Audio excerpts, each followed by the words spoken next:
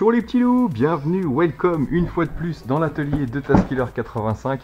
J'espère que tout le monde va bien aujourd'hui. Moi je suis super content d'être là pour vous montrer un engin dont je suis fan au jour d'aujourd'hui. J'ai encore besoin d'effectuer quelques tests, mais pour l'heure c'est vraiment mon joujou préféré. Rapport qualité-prix, bien sûr, hein, ça vaut pas un Unique, ça vaut pas un DJI, on est d'accord.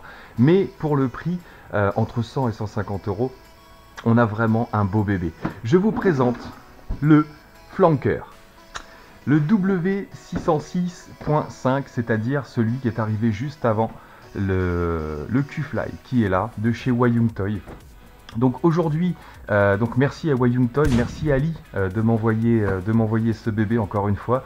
Parce que c'est vraiment... J'ai flashé dessus quand je l'ai vu. Je suis allé voir des vidéos dessus. Il y en a très peu. Il y en a que une ou deux.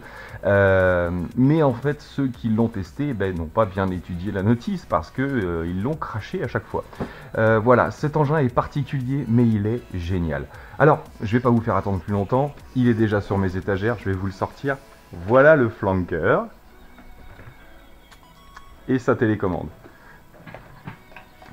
Le voilà, le bébé dont j'ai envie de vous parler depuis bien longtemps. Cet engin, vous allez certainement pouvoir le trouver sur différents sites de vente. Par contre, moi je vous mettrai le lien de Gearbest, parce que Gearbest a été le premier à le mettre en ligne. Par contre, sur Gearbest, c'est le modèle FPV. Donc je verrai par la suite si il y a le modèle de base ou le modèle FPV ailleurs. Je vous rajouterai des liens sur la vidéo. Donc le Flanker et sa télécommande, donc bien sûr, hein, ça c'est un petit plus. C'est pour dire que j'approuve le matériel. Donc voici le petit bébé dont j'ai envie de vous parler depuis assez longtemps. Alors faites pas attention encore une fois à toutes les petites étiquettes, mais alors là elles sont indispensables pour moi pour me souvenir de toutes ces fonctions. C'est pas qu'il est compliqué, c'est qu'il y a des choses auxquelles il va falloir faire attention avec cet engin-là, parce qu'il fait partie des engins nouvelle génération, et on va tout de suite rentrer dans le détail. Alors c'est parti. Qu'est-ce que vous avez avec le Flanker? Alors déjà vous avez une magnifique boîte, vous avez vu. On a une petite notice complète en anglais, pas de chinois cette fois-ci, qu'il va falloir étudier pour ceux qui n'ont pas vu la vidéo. C'est un conseil que je vous donne. Et un petit feuillet supplémentaire pour les fonctions de la caméra et l'installation de la caméra surtout. Donc on a également un petit jeu de 2 hélices. On a une paire d'hélices, vous verrez, c'est très compliqué de les abîmer, celles qui sont là, puisqu'il est équipé d'un très bon safe mode et il est costaud. Un petit tournevis, on a un adaptateur USB, ainsi que 2 petits chapiots également pour les hélices si jamais vous les perdez ou vous les abîmez. Et puis des petits paquets de vis, que ce soit pour la caméra ou les besoins. On a également un vrai petit transfo ici, avec un chargeur 2S pour la batterie en 2S qui est fournie. Donc voilà en ce qui concerne le matériel fourni avec l'engin. On va décomposer l'engin tout de suite. Donc 4 rotors, bien sûr c'est du moteur brushed, encore une fois. On a ici une petite caméra avec un emplacement pour une micro SD. Petite caméra en HD qui filme super bien, qui est super propre. Alors là c'est la version pas FPV que je vous montre, c'est la version de base avec une caméra, je crois que c'est en 2 millions de pixels, que je dise pas de bêtises. Et la version FPV, sachez qu'elle est tout aussi propre que celle-ci. Voilà, donc je l'ai vu tourner, je ne l'ai pas mais je l'ai vu tourner, et la version FPV est aussi propre. Donc pour le FPV, ça peut fonctionner aussi, même s'il n'a pas tout à fait le design d'un engin FPV. Mais pour débuter, il est d'une propreté parfaite. Donc petite caméra ici, on a un interrupteur on-off qui est là, et on a l'emplacement de la batterie, donc une petite trappe que vous sortez comme ça facilement, et on a ici une 2S, petite batterie 2S 7V4 en 2500 mAh, ce qui vous donne environ, selon comment vous l'utilisez, parce que vous allez voir celui-ci, vous allez pouvoir lui mettre dedans aussi.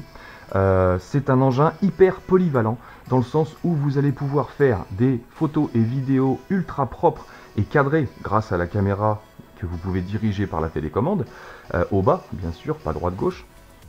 Mais vous allez pouvoir aussi piloter cet engin et vous allez voir les angles qu'il prend, c'est impressionnant par rapport à la taille du bébé. Donc je vous montrerai tout ça bien sûr dans la démonstration, on ne le fera pas en indoor, on ira dehors.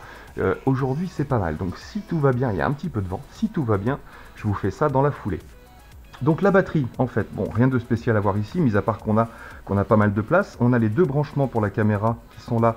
Donc on a un branchement bien sûr pour tout ce qui est retour, etc. Plus la commande de la caméra et l'alimentation. Pour la connexion, c'est ultra simple. Vous n'aurez qu'à sortir le petit câble de chargement, ici.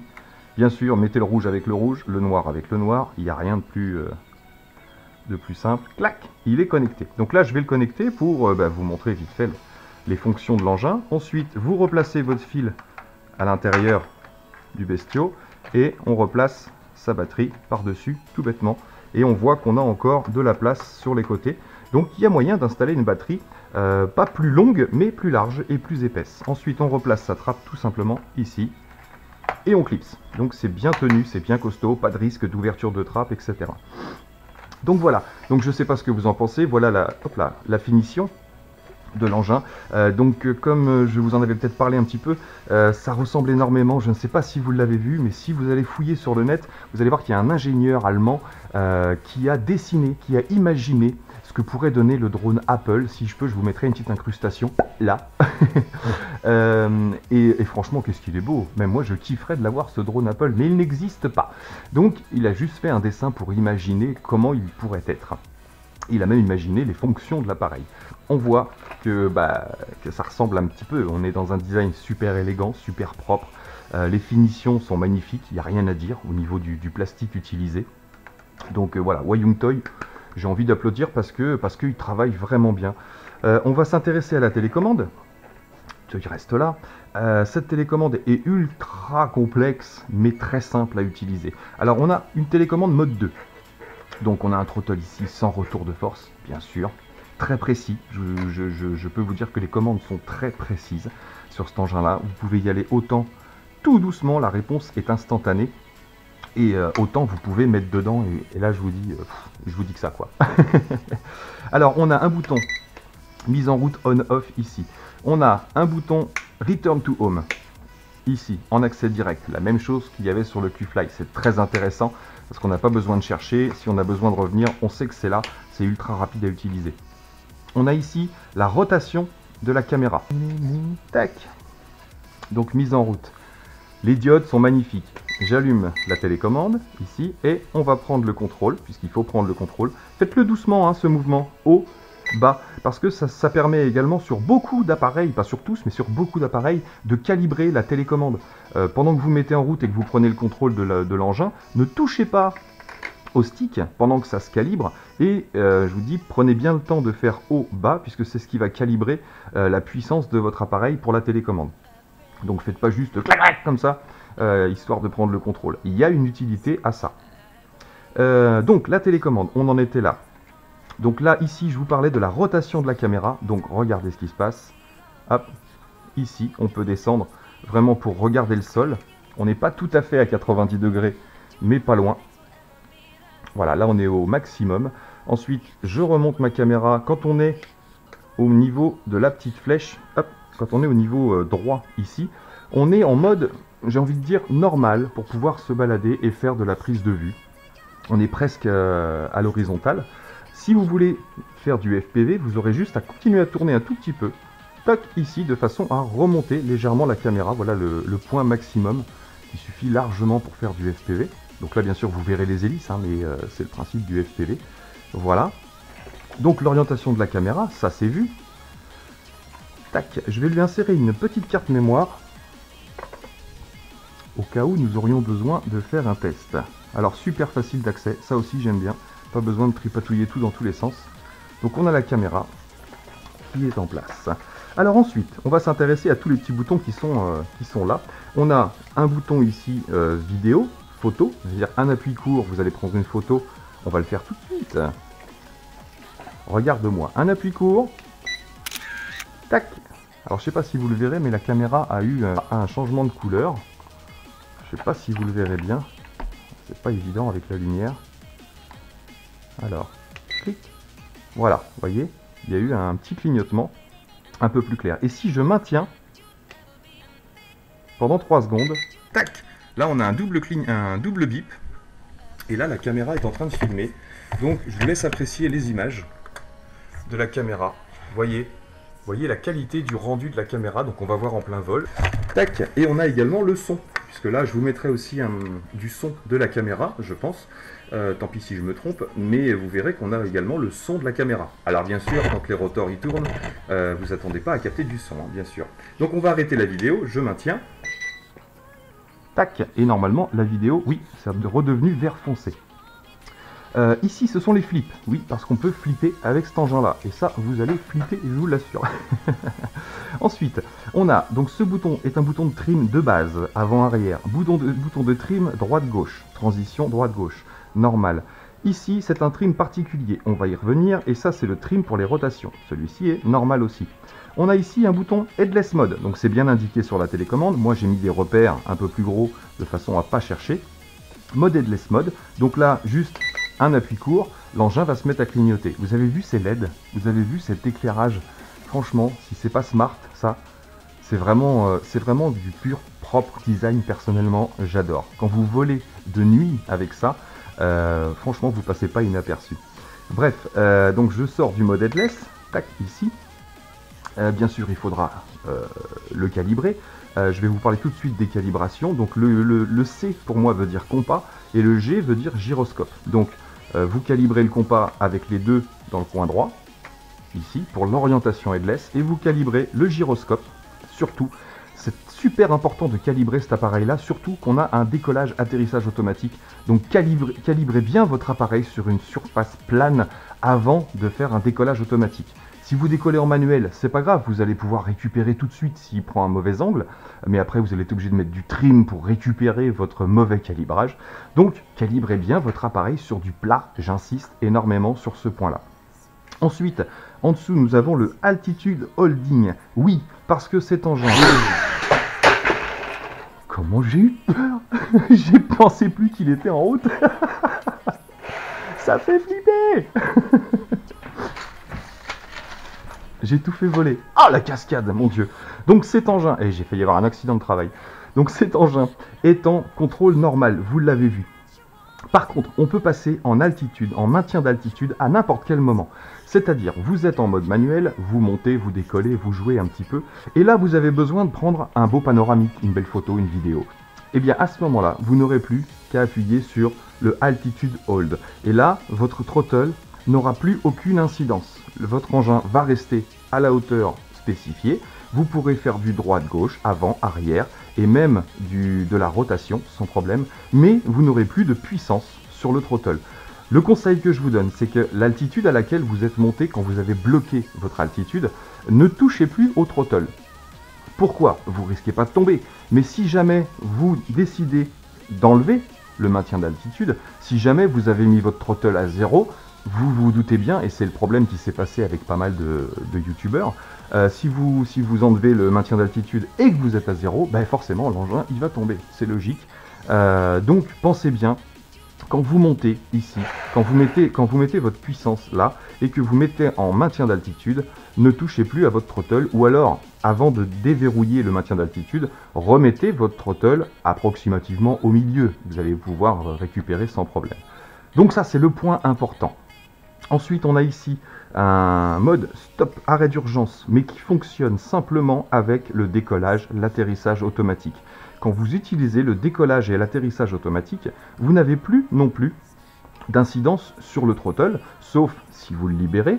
Donc je vous explique comment ça fonctionne. Vous allez appuyer une première fois, on va l'éteindre parce que j'ai pas envie qu'il se passe des soucis. Tac. Donc quand vous appuyez une première fois sur le mode décollage automatique, l'engin va prendre son élan, puis décoller. Il va rester à peu près à 1,50 m d'altitude, 1 m, 1,50 m d'altitude. Comme vous n'avez plus la puissance, la commande de throttle ici, vous allez utiliser ce bouton de trim. Alors, ce bouton de trim, il a deux fonctions, même trois. Mais il en a deux principales, c'est-à-dire qu'il a une fonction quand l'engin est en décollage automatique et atterrissage automatique. Cette fonction va permettre de monter. Donc vous allez cliquer vers le haut, tic, tic, tic, tic, tic, tic, tic, et vous allez mettre l'engin à la hauteur désirée. Donc une fois que vous êtes monté à l'altitude que vous voulez et que vous avez fait les prises de vue que vous vouliez, vous n'avez pas touché bien sûr au bouton de maintien d'altitude parce que vous allez pouvoir déverrouiller ce maintien d'altitude. Dès que vous passez en démarrage, enfin décollage ou atterrissage automatique, vous êtes automatiquement en maintien d'altitude puisque vous n'avez plus de throttle. Donc, une fois que vous avez fini vos petites images à hauteur désirée, vous allez pouvoir redescendre tac tac tac tac tac à environ 1,50 m de haut et réappuyer sur l'atterrissage automatique ici. Donc, sur l'atterrissage automatique, pensez que vous devez quand même diriger l'engin et pour ça, le mieux c'est d'être en vitesse 1 pour avoir un contrôle tout doux et pouvoir le faire atterrir proprement. Bon bah les petits loups, voilà, on a fait le tour pour le flanker. Il me reste plus qu'à aller vous montrer ça en extérieur et j'espère que ça va un petit peu vous couper le souffle parce que personnellement je suis fan. Voilà. Allez, on roule. Bon bah écoutez les amis, c'est pas le tout de vous dire qu'il est bien, mais maintenant on va voir ce qu'il a dans le bide. Maintenant que je vous ai bien expliqué toutes les commandes, je vais pas forcément tout vous checker encore maintenant, mais je vais me concentrer sur ce que je fais plutôt. Allez c'est parti, on va se tester le petit flanker, mon bébé. Bim, c'est en route. Alors je monte et je descends et j'ai la connexion. Donc c'est pas le temps idéal aujourd'hui parce que on a du vent. On a un petit vent de face là qui vient puisque je m'installe toujours avec le vent en face de préférence. Donc on a le contrôle. On est parti, c'est peut-être pas le temps idéal pour les images aériennes. Alors que je me recale avec ma caméra, c'est important. Donc si on la colle complètement à droite, on est tout en bas. Si on la colle complètement à gauche, on est en FPV. Et pour un visionnage normal, il faut être à peu près au centre. Alors, on va démarrer, on va tester tout de suite. On va faire un calibrage du compas. Voilà qui est fait. Et on va faire un calibrage également du gyroscope. Tac, c'est fait aussi. On va se tenter maintenant un décollage automatique. Alors, je vous ai dit, moi, c'est pas ce que je vous recommande, mais on va se le tenter quand même. Aujourd'hui, il y a un peu de vent, donc c'est vraiment pas l'idéal. Donc c'est parti, décollage automatique. Vous savez qu'après, on n'a plus utilité du throttle. Allez! Vitesse. Hop, on est parti. Alors, je monte tout de suite avec le trim pour le mettre à la hauteur que je veux. Alors, on va remonter encore avec le trim de throttle. Vous voyez, il monte progressivement. Et là, le throttle n'a aucune incidence, vous voyez, sur l'engin. Donc, je vais faire un atterrissage automatique maintenant en rappuyant sur le même bouton.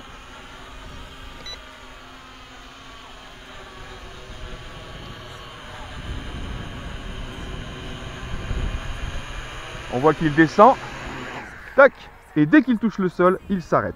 Donc voilà comment fonctionne l'atterrissage, le décollage automatique. On va éteindre les lumières parce qu'on n'en a pas besoin. Donc bouton vers le haut ici, on allume ou on éteint. Vitesse 2, vitesse 1. Alors on part en décollage manuel. C'est parti. Ah si, je vais vous montrer la petite pêche qu'il a quand même. Je me repose, je lance. Voilà, je veux pas aller trop haut, je veux pas aller trop loin. Mais c'est vraiment un beau bébé. Donc voilà ce qui se passe. On est parti. Je vais tout de suite mettre en vitesse 2. Bip bip. Voilà. Regardez ces orientations. Je vais y aller tranquillement. Je ne veux pas trop forcer. On va le ramener par ici tranquillement. Je vais redescendre assez vite puisque je suis en manuel. Voilà. Hop. Un petit plan sur moi, je pense. Voilà. Alors, est-ce que celui-ci fait des flips? Non, j'ai pas grossi, j'ai 2 blousons, hein, ça va. Hein. Est-ce que celui-ci fait des flips avec le mode caméra? On va voir ça tout de suite. Donc, le mode flip, il est à côté du mode caméra, à l'arrière. Donc, j'appuie sur le flip. Et il le fait sans problème. Que ce soit à gauche, à droite, en arrière, il flippe sans problème. Alors maintenant, on va partir en avant. Tranquillement. Là, et on va essayer de flipper en marche avant. Eh oui, ça fonctionne, même en mettant une direction. Donc on peut même faire des flips avec une direction donnée.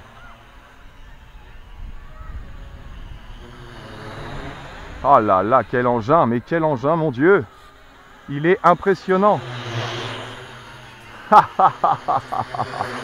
Alors je vais remonter la caméra en mode FPV, c'est-à-dire que je la mets complètement à gauche cette fois-ci. Tac. Et on va se rendre compte, je vais descendre un petit peu, de ce que donnent les images en mode FPV, si toutefois vous preniez le mode FPV. Voilà, c'est parti.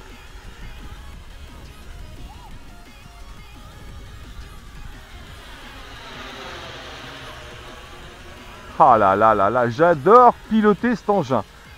Il a l'air lourdeau, mais alors qu'est-ce qu'il est classe. Allez, reviens Léon. Hop là. Alors on va déplacer la caméra vers le bas cette fois-ci.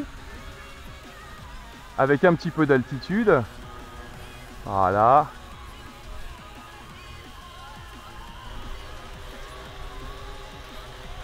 On va remonter la caméra à peu près fixée en face de lui. On n'a pas une super journée aujourd'hui, mais bon. On n'a pas trop de vent, faut pas qu'on se plaigne. On était en avis de tempête hier, donc ça va. Alors on va se tenter le mode headless. Alors un petit mode return d'abord. Allez, on part au loin. On a perdu l'orientation. Return. Et le voilà qui revient. Et on relâche le mode return pour récupérer son engin. Tac. Donc forcément le mode return, il revient vers la télécommande, mais il est poussé aussi par le vent un petit peu. C'est pour ça qu'il y avait ce petit décalage sur la gauche. Donc on a pratiquement tout tenté. On va se faire le petit mode headless. Alors que je vous montre le mode maintien d'altitude. Regardez. Paf, j'appuie sur maintien d'altitude. Maintenant, je le dirige toujours, mais je n'ai plus d'incidence sur le throttle. Plus aucune. Donc ça, c'est le mode pour pouvoir prendre des photos ou des images aériennes, tout simplement. Puisque vous avez encore le throttle pour pouvoir tourner. Enfin, vous avez la rotation, pas le throttle, mais sur le bouton throttle. Et vous pouvez rester à la même altitude sans faire attention à la télécommande. Vous savez qu'il restera à peu près là. Donc il a un très bon petit maintien d'altitude en manuel. Voilà comment ça fonctionne. Maintenant, si je veux reprendre le contrôle, je pense à remettre mon throttle au milieu et je rappuie sur l'altitude ici. Et là, je récupère la puissance au throttle pour remanier mon appareil tout bêtement. Donc on va stopper la vidéo avant qu'il soit trop tard. Voilà. On va prendre une petite photo. Tac. On va en reprendre une par là. Tac. Allez, je vais redescendre. On va faire un test maintenant de perte de signal. Puisque cet appareil est donné. Alors écoutez-moi bien. En portée, je vous ai dit pour entre 3 et 500 mètres de portée. Mais là, on ne le voit plus. Voilà, je suis en mode headless. Et je le prouve. Voilà, faites des lignes droites comme ça en faisant des rotations. C'est pas possible si vous n'êtes pas en mode headless. Donc le mode headless fonctionne parfaitement. Je vais le remettre en mode normal. Tac. Je vais faire un autre petit return. Tac. Return to home. Là, j'ai plus de contrôle, hein, donc faut penser à repousser le stick. Voilà. Alors, j'aurais bien fait un test de perte de contrôle, mais le problème c'est qu'il y a du vent et j'ai pas vraiment envie de l'abîmer. Allez, que faisons-nous? Est-ce qu'il va rester? Je vais l'amener un petit peu plus par là. Tant pis, je tente. Je veux savoir ce qui se passe. Donc voilà, il est à peu près à 2 mètres du sol, ici. Je coupe la commande. Paf! Allez! Ah là là là là, que se passe-t-il? Il redescend et il se pose. Voilà. Donc vous aurez compris que ce petit engin, vous saurez maintenant pourquoi je le kiffe. Parce que il a l'air un peu compliqué comme ça. Il en veut encore un peu. Il a l'air un peu compliqué comme ça. Mais une fois que vous l'avez pris en main, c'est vraiment que du bonheur ce petit bébé. On refera des vidéos, je vous promets que je referai des vidéos avec celui-ci. Pour vous montrer vraiment du pilotage, pour vous montrer la puissance de ce engin. Oh là! Faut que je ralentisse parce que je suis en fin de batterie. J'ai peur qu'il se mette à descendre. Mais vous aurez vu, les inclinaisons sont impressionnantes sur ce bébé-là. Ah là là là là. Quel bonheur. Même avec le vent qu'il y a, et je vous assure qu'il y a un peu de vent aujourd'hui. Regardez, je lâche la télécommande. Vous voyez, il part en arrière. On a vraiment un vent avant latéral. Mais vraiment super joujou. On peut vraiment jouer. Il tient bien l'altitude qu'on lui propose. Regardez ça. On peut vraiment le manier avec précaution, mais on peut vraiment aussi lui mettre dedans. J'adore ce bébé. Au jour d'aujourd'hui, c'est mon engin préféré. Voilà, je vous le dis comme je le pense. Alors faites pas ce que je fais, hein. Voilà. Donc la petite caméra peut servir de poignée une fois que vous êtes doué, une fois que vous avez compris le principe. Est-ce que je vous parle du calibrage? Vous voyez, si vous calibrez un engin comme ça, regardez quand j'accélère. Vous avez vu, il n'y a que 2 hélices qui partent. Ça veut dire que si vous le calibrez pas droit, comme ça, quand vous allez faire un décollage automatique, il va pousser beaucoup plus sur celle-ci pour récupérer l'équilibre et vous allez partir de travers. Donc le calibrage automatique, il est plus qu'important pour les décollages automatiques. En manuel, c'est différent, vous allez pouvoir tout de suite récupérer. Mais vous voyez, si je le mets droit, là si je le mets de travers, j'ai que 2 hélices qui partent. Dans l'autre sens, j'aurai que ces 2-là qui partent. Si je le mets droit, tout le monde part en même temps. J'ai plus qu'à mettre la puissance. Et voilà. Donc important le calibrage du compas, on s'en fout, c'est pour le mode headless, c'est pas très grave si vous ne l'utilisez pas. Mais le calibrage du gyroscope, tac là, le calibrage du gyroscope est super intéressant. Regardez ce qui se passe. Allez, j'aime pas faire ça, hein, mais je vais le faire quand même. Hein. Regardez ce qui se passe quand on bloque une hélice. Regardez, je mets la vitesse ici. Il faut que je le tienne droit, voilà. Je vais aller bloquer l'hélice. J'aime pas faire ça, mais je le fais.